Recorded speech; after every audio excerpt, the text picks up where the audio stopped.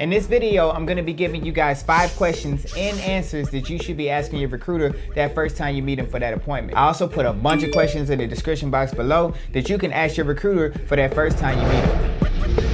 Alright, so why is it important that you have some questions you ask your recruiter when you go meet them? I think this is super important because the recruiters, they're getting questioned like 100 to 500 times weekly, right? They can't just dump all those questions and answers on you when they meet you for the first time. They're really only gonna answer the questions that you ask them just so they don't overload you with a bunch of information. So it's important that you write down a list of questions so when you meet the recruiter, you can get them answered. Alright, so one of the main questions I used to get asked when I recruited was, if I sign these forms, does it mean that I'm in the Air Force? No. So your recruiter is gonna ask you for some documents. Most likely they're gonna ask you for your social security card, birth certificate, driver's license, high school diploma, and any other documents they need. They're gonna also have you sign some forms, but those forms are only so they can get you up to MEPS so you can physical and take the ASVAB. You're also gonna sign some other forms that go into your Air Force profile just in case you do decide to join the Air Force. But nothing is in concrete until you go to MEPS and you swear in to the delay entry program.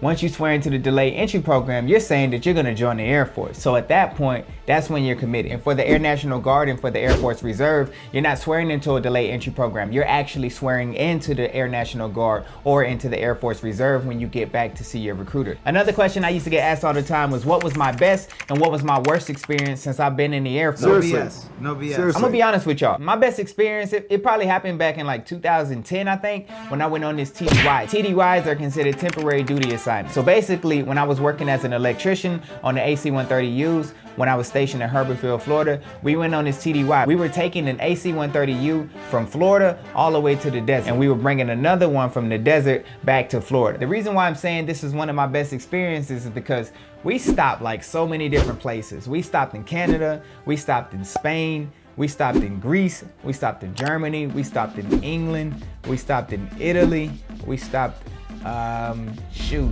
I don't even remember all the different places we stopped, y'all. And we didn't just stop, like we didn't just pass through, get some gas and go. We stopped, we got out, we stayed in some hotels. It was basically like a free vacation paid for by the Air Force. I didn't spend $1. And also I made some money on that trip. Like being on TDY, you get paid per diem and all of that. And for my worst experience, I'm gonna have to say that was back in like 2013, 2014 maybe, when I had took on the detail of being a Booster Club president. And I know most people are like, what? Like Booster Club president, that's supposed to be fun, that's supposed to be morale. But for me, it was like the exact opposite. We had just got this new commander and he wanted to raise this absurd amount of money for our Booster Club. That way we can have this enormous Christmas party at the end of the year. So in order to raise this money, it took so much out of me. Like we were doing fundraisers like weekly almost at one point. Y'all, that was a stressful time in my life. I'll never forget it. It's one of them things where I made it out a lot stronger than I was before I went in, but I probably wouldn't do it that way again if I had to. So I'm not saying don't be a Booster Club president, but definitely make sure you read the fine print before you take on an additional detail like that. Another question I used to get a lot was, if I'm a military brat, meaning if my parents were in the military before me and I was on TRICARE, will the Air Force be able to pull all my TRICARE records? Yes. They have access to all of that stuff.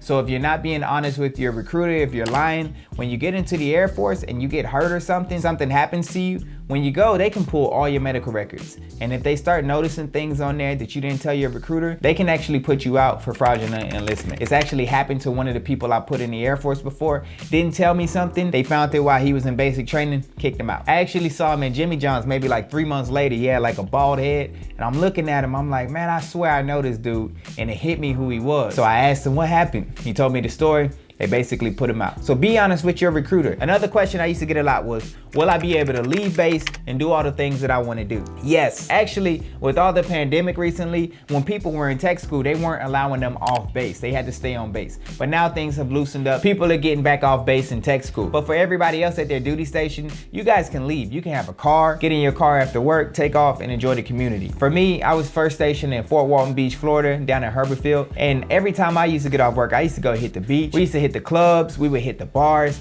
I used to go fishing out there. Like I really took advantage of the scenery and of the location I was at. Don't get cramped up in your dorm room playing video games and eating pizza all day. Those are the type of people that get stationed in the best places on earth and they're complaining about how they hate it there. You're so dumb. You are really dumb. Another question I used to get a lot was, how long do I have to wait before I get my job? And that answer varies a lot. This is case by case.